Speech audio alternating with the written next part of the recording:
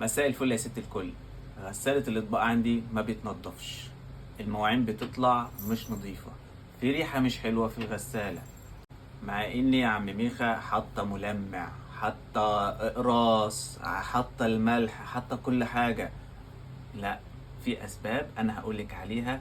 المشكلة عندك إيه وليه المواعين بتطلع مش نظيفة؟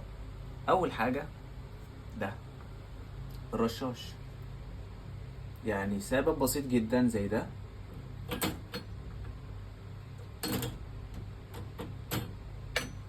الرشاش خبط هنا، وقف الميه هتطلع بس كده، يعني الميه مش هتيجي هنا ولا الميه هتيجي هنا، الميه الرشاش هيفضل واقف هنا لانه خبط كده. اي حاجه مدلدله كده نازله لتحت الرشاش خبط فيها، الرشاش هيفضل ثابت يا ست الكل.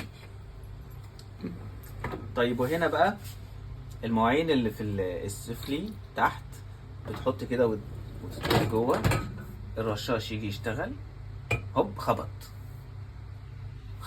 زي كده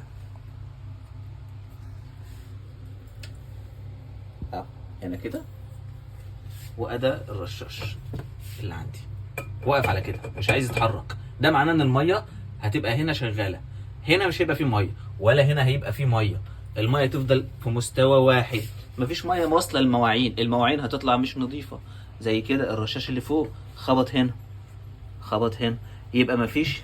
لما نيجي نرص الرصه بتاعتنا ما ينفعش حاجه تنزل من فوق بالشكل ده، ما ينفعش، لازم الرصه تكون مظبوطه. ما ينفعش ده تتحط كده، لا ده يتحط كده.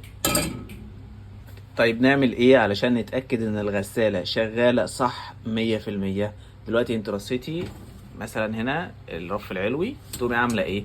بكل بساطة حركة صغيرة على الرشاش كده، هتلاقيه بيتحرك عادي جدا، مفيش اي خبط كده، تمام، مفيش مشكلة.